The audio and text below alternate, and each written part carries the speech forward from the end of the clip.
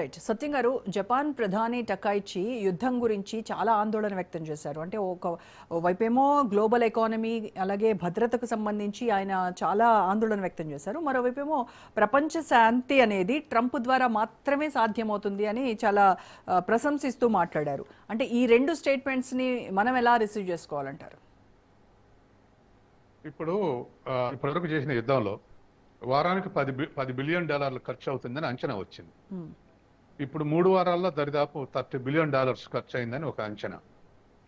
ఇంకో $200 బిలియన్ ఇవ్వటం అంటే 20 వారాలు యుద్ధం జరుగుతుంది అర్థం. ఇంకో 20 వారాలు అంటే దరిదాపు 5 నెలలు, 5 నాలుగు 20, 5 నెలల యుద్ధం దీర్ఘకాలిక యుద్ధంగా మారే అవకాశం ఉంది. అలా $200 బిలియన్ ఇచ్చి ఇంకో 2 నెలలు 3 నెలలు యుద్ధం చేస్తే ప్రపంచం అంతా తలకిందులైంది.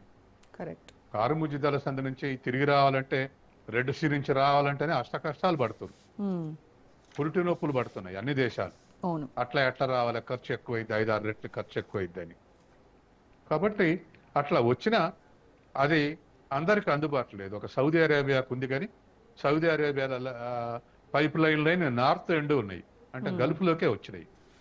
ఇక్కడే నింపుకుని ఇటు నుంచి ఎక్స్పోర్ట్ చేస్తుంది సౌదీ అరేబియా. సౌత్కు ఎక్స్పోర్ట్, రెడ్ సీకి దానికి 2 బోర్డర్లు ఉన్నాయి సౌదీ అరేబియాకు. నార్త్లో గల్ఫ్, తర్వాత సౌత్లో రెడ్ సీ దేశానికి. ఇటు మూసేయబడదు కాబట్టి చేయొచ్చు, కానీ పైప్ లైన్లు అటు లేవు, ఇటే ఉన్నాయి, ఏదో మార్జినల్. మిగతా దేశాలకు కూడా అటువంటి డిసడ్వాంటేజెస్ ఉన్నాయి. దాంతో వాళ్ళ గల్ఫ్ హార్ముజ్ జలసంధిని విడిపించాలన్నటువంటి చర్చ ప్రధాన స్రవంతిలోకి వచ్చింది. ఇప్పుడు మరి ఇంకో 20 వారాలు $200 బిలియన్ ఖర్చు చేసినట్టయితే ప్రపంచ సంక్షోభం ఇంకా తీవ్రమైంది. కాబట్టి అటువంటి సంక్షోభానికి దారితీసే అవకాశం ఉందనేది ఇటాయిచి యొక్క స్టేట్మెంట్. ఇంకా సంక్షోభం, ప్రపంచం అంతా సంక్షోభానికి లోనవుద్ది అనేది.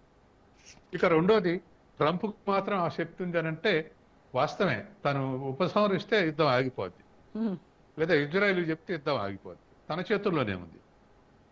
మిగతా వాళ్ళు ఎవరు చర్చలు జరిపినా వినడం లేదు. కౌంటర్ యుద్ధం స్టార్ట్ చేయాలి, అది ప్రపంచ యుద్ధంగా మారుద్ది. కాబట్టి తనే ఉపసంహరించుకోవాలనేటువంటిది రెండో విజ్ఞప్తి. కాబట్టి ఆ విధంగా జపాను ఇటాయిచి చేయటం అనేటువంటి దాంట్లో తప్పేం లేదు, రెండు కరెక్టే. అది సరే రాసి ఉండొచ్చు, కానీ అది కూడా వాస్తవమే కాదు, తన చేతుల్లోనే ఉంది. తను వెనక్కు తీసుకుంటే యుద్ధం ఆగిపోయే అవకాశం ఉంది. కాబట్టి అదే ఆయన ఆలోచిస్తాడనే విజ్ఞప్తి. ఇప్పుడు వరల్డ్ లీడర్స్ అంతా కూడా అదే అడిగారుగా. అవును, మీ టార్గెట్స్ పూర్తయినాయిగా, ఉపసంహరించుకోండి అని అంటున్నారుగా. అట్లాగే యూరోప్ లో కూడా కొన్ని దేశాలు విభేదిస్తున్నాయి, ఇంకా అవసరమా అని. కానీ ఇప్పుడు యుద్ధం ఉపసంహరించుకోవడం అనేది ట్రంప్ చేతుల్లో లేదు కదా సార్. ఇరాన్ నేను వెనక్కి తగ్గేదేలే అంటా ఉంది కదా. సో అలాంటప్పుడు ఇరానే డెసిషన్ తీసుకోవాలి ఈ యుద్ధం గురించి, వెనక్కి తగ్గేటువంటి ఆలోచనలో. ఇరాన్ అట్టనట్లే మీరు ఆపేస్తే మేము చర్చలు పెడతాం అంట. మేము చర్చలు జరుపుతాం, ఎప్పుడు చర్చలకు సిద్ధమే, మీరు ఆపేయండి అంటుంది. కాబట్టి దాడి చేసేవాడు ఆపాలి తప్ప దాడి రిసీవ్ చేసుకోవడం ఆపనంటే దానికి అర్థం లేదు. దాడి చేస్తుంటే కౌంటర్ దాడి చేస్తుంటారు, దాడి ఆపేస్తే ఇంకేముంటది యుద్ధం. కాబట్టి అది ట్రంప్ నెతాన్యాహు చేతుల్లో ఉంది తప్ప ఇరాన్ చేతుల్లో లేదు. కాబట్టి యుద్ధం ఆగటం అనేది వీళ్ళ చేతుల్లో ఉంది. యుద్ధం దాడి చేస్తే కౌంటర్ చేస్తుంటారు, ఎన్నాళ్ళైనా పోరాడతాం అంటారు. ఇప్పుడు అమెరికా ట్రంప్ నెతాన్యాహు యొక్క ఆలోచనలు కొద్దిగా మనం స్మెల్ చేయొచ్చు. ఆయన ఖర్చు ఏమైంది, హార్ముజ్ జలసంధి మీద మనకు అధికారం ఏర్పడితే, అంటే ఇజ్రాయిల్ అమెరికాకు ఏర్పడితే మిగతా గల్ఫ్ దేశాలన్నీ కూడా కంట్రోల్ చేయొచ్చు భవిష్యత్తులో. కాబట్టి ఎంత ఎక్స్పోర్ట్ చేయాలి, ఎంత ఇంపోర్ట్ చేయాలనేది ఇదివరకు కోటాల పద్ధతి ఓపెక్లో దరిదాపు 54 దేశాలు ఉన్నాయి, దాంట్లో 34 దేశాలు ఓపెక్లు ఉన్నాయి. వాళ్ళందరూ కూడా కోట ప్రకారం ప్రొడ్యూస్ చేస్తుంటారు ఆయిల్ని, ఎవరెంత ప్రొడ్యూస్ చేయాలనేది. ఇప్పుడు వాళ్ళు నిర్ణయించుకోక అమెరికా నేతలు డిక్లేర్ చేస్తారనమాట ఎవరెంత ఉత్పత్తి చేయాలన్నా. వాళ్ళ మాట అనకపోతే హార్ముజ్ జలసంధి నుంచి ఎక్స్పోర్ట్ కానియరు. తర్వాత రెండోది, గల్ఫ్ దేశాల నుంచి చేతులు ఉంచుకోవటమే కాకుండా చైనాకి ఎంత పోవాలో ఎంత రావద్దో వాళ్ళే నిర్ణయిస్తారనమాట, ఇజ్రాయెల్ అమెరికా. వాళ్ళకు వచ్చే పెట్రోల్ అంతా గల్ఫ్ నుంచే కదా.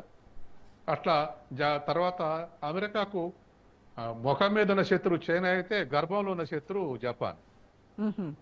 జపాన్ ఆర్థిక శత్రువు. జపాన్ బ్యాంకులకు తలడిల్లిపోయింది అమెరికా ఒకప్పుడు. అవును. క్యాపిటల్ మొత్తం జపాన్ బ్యాంకులకు చేరుతుంటే, అట్లా ఎలక్ట్రానిక్స్ వాటిల్లో కూడా జపాన్, చైనా కన్నా ముందు జపాన్ శత్రువు, ఆర్థిక శత్రువు. కాబట్టి ఇవాళ ముఖం మీద ప్రేమ, కడుపులో శత్రువు జపాన్, ముఖం మీద కడుపులో రెండిట్లో శత్రువు చైనా. ఈ రెండిటికి పోయేది గల్ఫ్ నుంచే.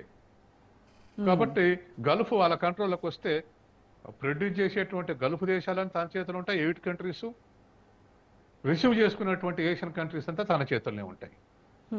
ఈ పేరు మీద ఇరాన్ అని భూతల యుద్ధం చేస్తాం అనే పేరు మీద ముందు హార్ముజ్ జలసంధిని తన చేతిలోకి తీసుకొని ఇరాన్లో యుద్ధం మొదలుపెడుతుంది.